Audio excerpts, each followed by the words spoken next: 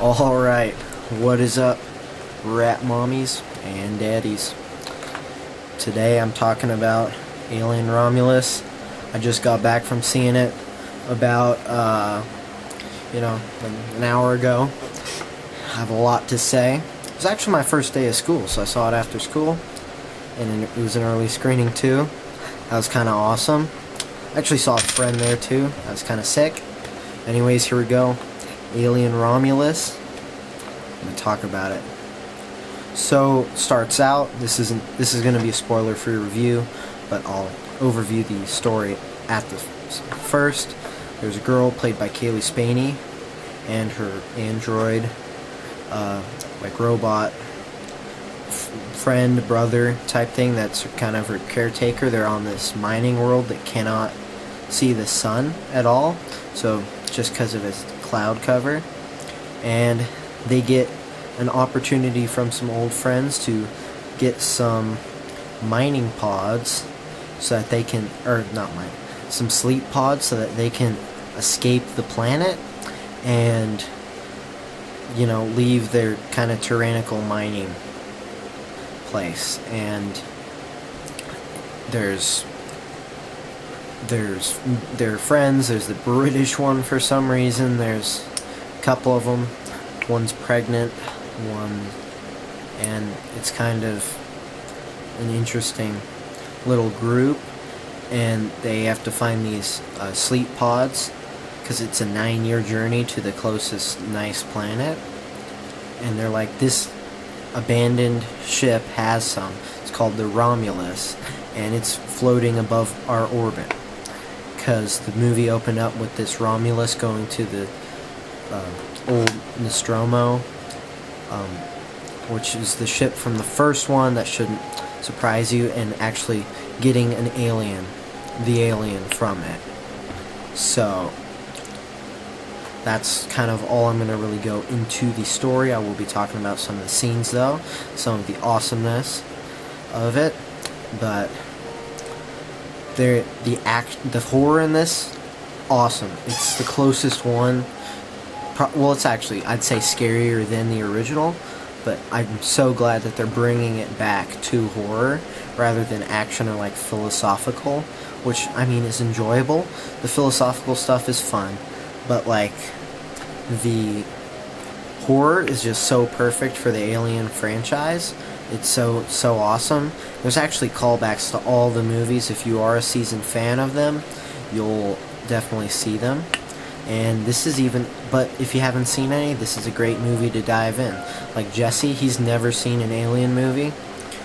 He really liked it. He should have a review out soon, hopefully. But that's pretty awesome. And the visuals in this are they're out of this world. But they're incredible. They're just so nice to look at, so awesome, beautiful to look at.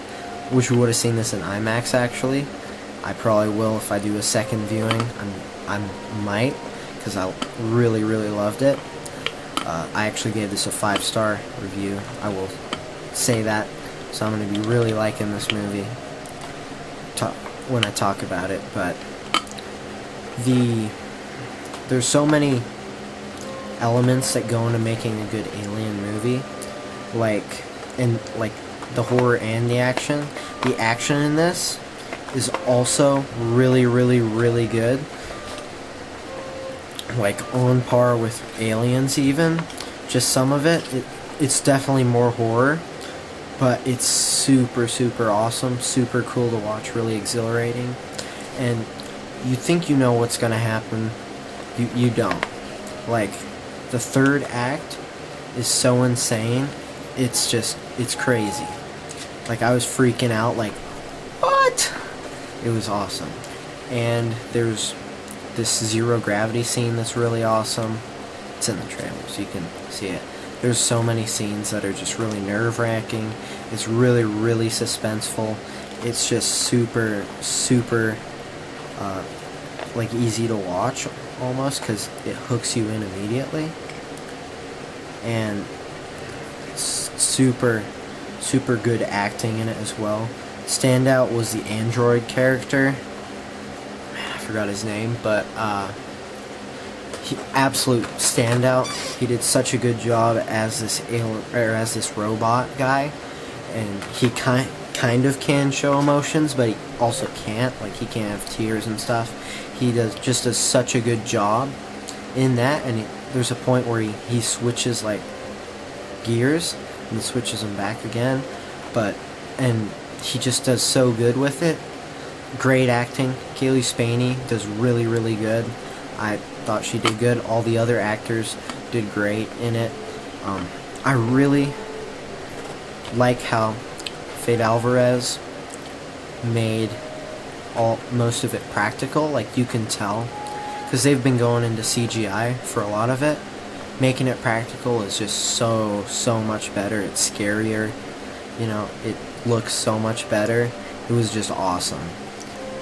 And he seems like a really, really good horror director. I hope we see him on a lot of projects soon. Like, say, you know, he remakes Nightmare on Elm Street. He remakes literally anything, because he did Evil Dead, and people really, really like that. And now it's not a remake, but it's reboot almost. You know, it's set in between Alien and Aliens.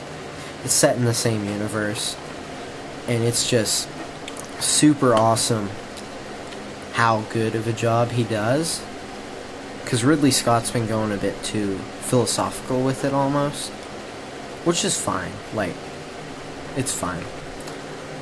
People enjoy it, but taking it to the horror and a bit of action is just so much better. It's so much fun, and I hope they still raise philosophical questions while making it really scary. I'd love just an android movie set in that universe.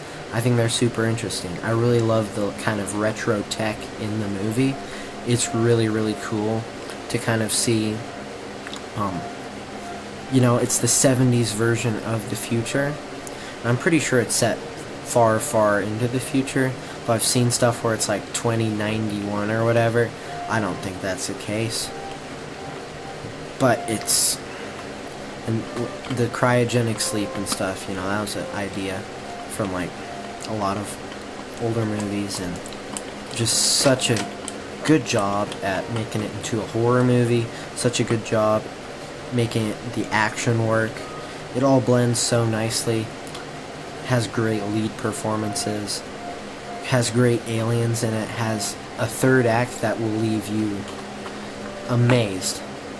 So I'm going to give this a 95 out of 100. That's 5 stars. It's not like the most perfect movie. I'd say pacing drags for like 10-20 minutes during the middle, but I was fine with it. Jesse said he got a little bored with that, but other than that, it's almost a perfect movie. It was super good, and as a big Alien fan, I loved it. So I hope you guys enjoy it. Hope you have a great day. Goodbye.